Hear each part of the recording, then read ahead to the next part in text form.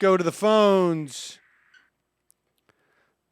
You're calling from 469 area code. Who's this? Jessica from Texas. Hi, Jessica. How are you? Good. What's up? I just wanted to call about the whole Libertarian challenge thing. Okay. Are you Libertarian? Yeah. Okay. So what do you want to, what is it that I've said about Libertarians that you might want to dispute anyway? Well, it seems that whenever you talk about free markets for people and the government's involvement in the market, it seems like there's like confusion about how the government should be involved in the markets in general. And how do you think the government should be involved in the market? Well, the purpose of government is to protect property rights and punish fraud and theft, basically. So the government should be involved to protect property rights, but they shouldn't interfere with voluntary exchanges, basically. So they shouldn't be involved in contracts at all? Well, they should. They're there to enforce contracts, too. Okay. But they shouldn't impede contracts. So let me ask you this. What happened in Michigan? Do you have a problem with the so-called right-to-work statutes? You must, right? Right-to-work statutes? I don't know. I don't really know much about that issue. Could you explain what the statutes all right. do? Well, let's talk about something that you do know about. I mean, what is it that you do you have a problem with? Do you think our government is overreaching in some fashion? Yeah. I mean, you talk about the FDA a lot, right? I mean, on occasion, yes. Do you have a problem with the FDA? Yeah. I mean, if a person wants to use a drug that's not FDA approved, I think they should be able to. Yeah. I mean, so you think that there should be no government testing to make sure that medication is safe? I would be okay with government testing if they wanted to, and if it was funded through voluntary contributions. I just don't think that they should prevent drugs from being sold. Well, I mean, let's presume that let's presume if you had an agency that was testing just by voluntary, voluntary funding, that you couldn't really necessarily trust that, right? I mean, if I came to your town and was selling snake oil and I said, this is an elixir that's going to cure your cancer, and I have the testing results to prove it. I funded this test and it came out fine. So you just think that it's somehow inhibiting people's, so you don't think there's any value in knowing whether or not a drug is safe by at least theoretically, a disinterested party? I think there's value in that, and I think that private agencies could do the same thing the government's doing now. I mean, I don't see why a ratings agency that just rated or tested drugs, and gave them seal of approval would be any more likely to be corrupt than the FDA would. I'm not sure I follow what you're saying with rating agencies, but I mean, why do you think that we have an FDA? Do you think that things worked out better before we had an FDA to determine whether or not drugs were safe? I mean, for instance, what would you do with thalidomide babies, for instance? Do you know what thalidomide babies are? No, not really. Are you familiar with is it thalidomide? I think it was called. It was a drug given to pregnant women. And was not sufficiently studied. I think it was actually taken off the market in Europe. I think. I'm not. I may be confused about it. But the point is that basically babies were born with tremendous birth defects because of this drug. Now, I suppose if we have no FDA testing on it and going back, I don't know how this drug would be taken off. I mean, who would be the one to point out that this is happening? Well, I mean, I'm sure the people who bought it, I don't know, does the drug company tell the people that it's safe whenever they sell it to them, that it won't have any side effects? Or, I mean, if they told them that it's safe and then it has negative effects, they could always sue for fraud because nobody takes the drug expecting it to give them birth defects.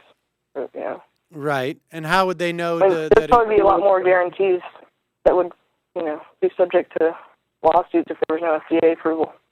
I mean, that was an FDA-approved drug, right? Or was it? I mean, I believe it may have been, but it was ultimately the FDA that took it off the market. Did people want to continue taking it after it was shown to be causing birth defects anyway? Well, I don't think people knew that it was. I don't think. I think Why it was didn't- I mean, it was there were a no function reporters of. I think it reporting was. on it, or- I think it was a function of the FDA that took it off the market. Well,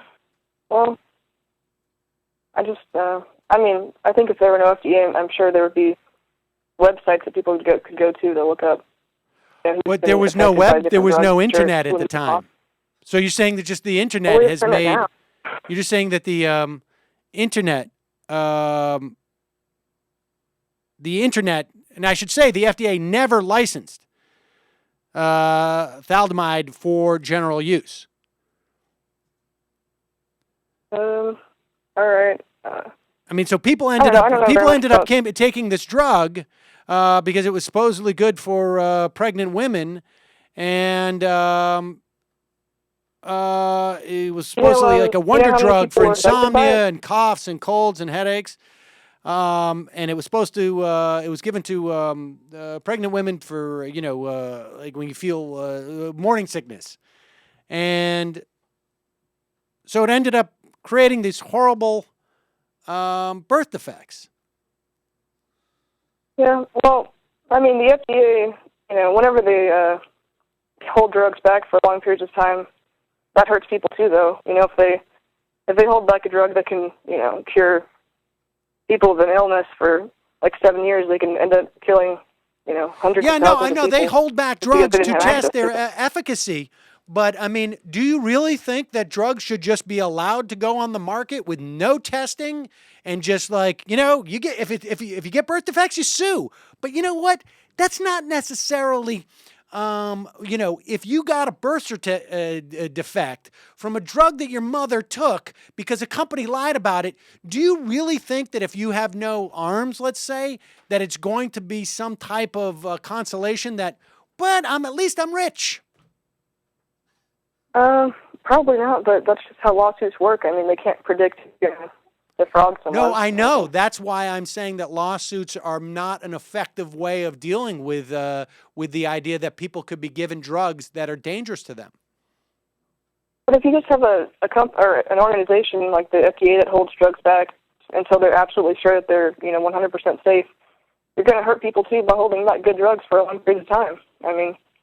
It's not let me ask you this. Do you think that on balance, if you had no one examining drugs and companies which have been shown to put out drugs, even after they know, test after test, even though they know that maybe they have to settle some lawsuits and that's just going to be the cost of doing business, do you think on balance it is healthier for the population to have an agency that is making sure that these drugs are not harmful?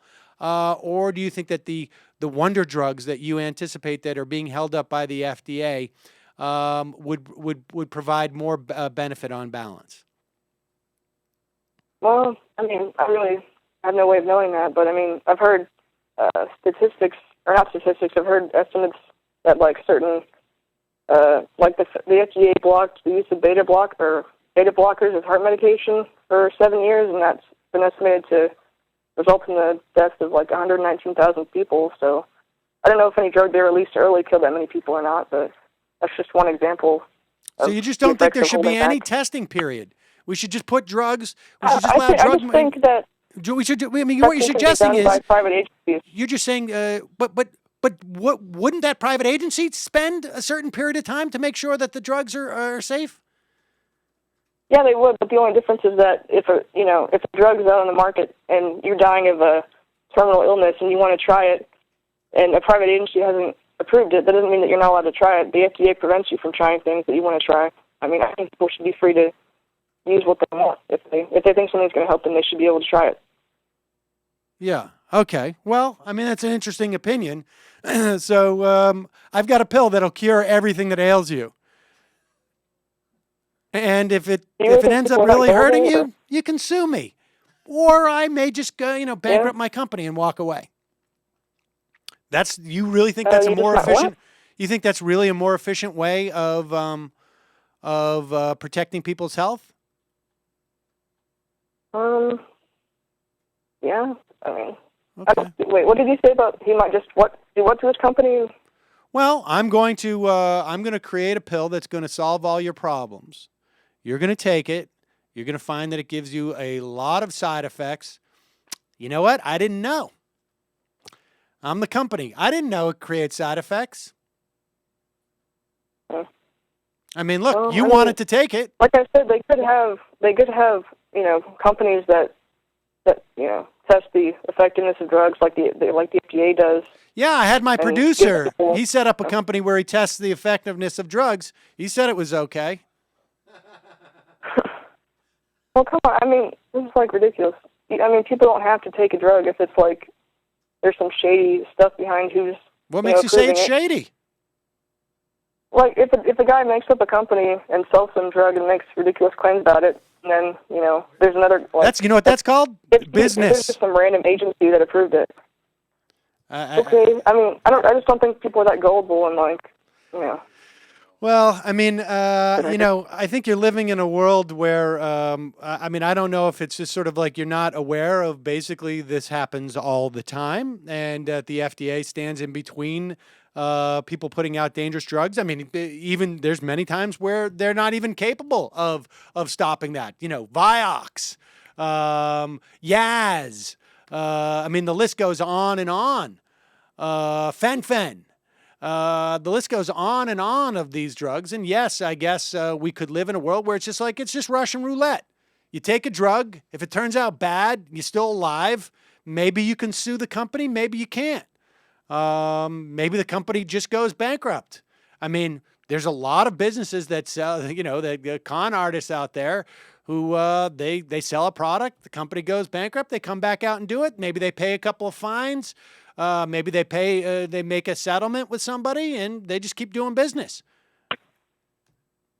All right, but I mean, you have to know that there are drugs that are held back and that ends up killing people. Yes, too. I'm sure. There's I no don't know. doubt in my mind that there are drugs that could be helping people that are held back so that we can be sure that our drug supply is safe.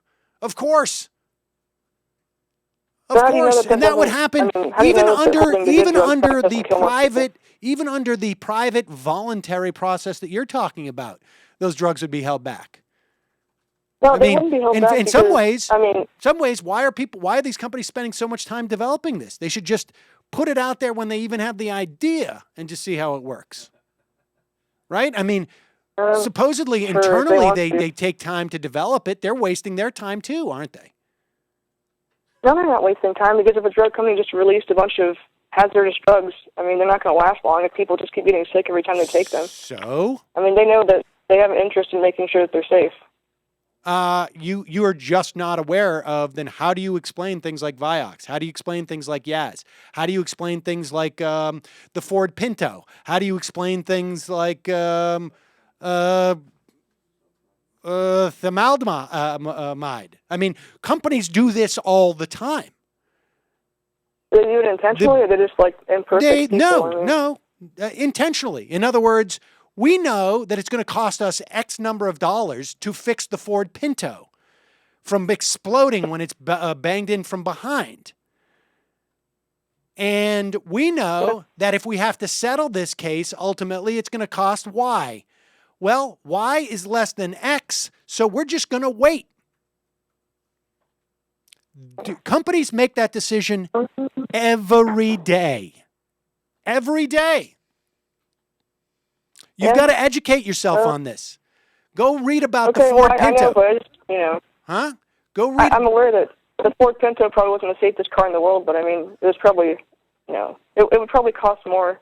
You can always make improvements to a car to make it safer, but some people want a cheap car, even if it's not safe, probably, right? I mean, not everybody wants every single safety feature that they can get. This was a defect. Cars are not supposed to, their gas tanks are not supposed to explode upon a slight impact from behind.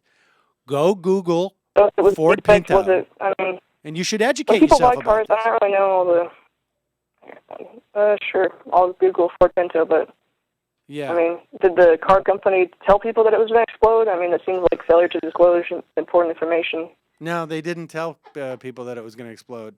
They found out about it. I can see that being considered a form of fraud that would be, punishable by law if they didn't tell people. Well, they were sued, but the way our corporate structure is set up, very, very hard to get criminal liability for officers of a company in that situation. They were sued, they paid out, but it is considered the classic case, the classic tort case in this country, where it shows the weighing that a company does. Is it cheaper for us just to pay out for the number of deaths that we anticipate this is going to create versus actually fixing a problem we know exists? And they just do a number calculation. Yeah, what are you going to do? All right, well, listen, I appreciate the phone call. All right. But you should call back after you read about the Ford Pinto and see if it changes your mind. If it doesn't, I'd be curious to know why. All right, I might do that. Okay, thanks. I appreciate you calling in. Yeah.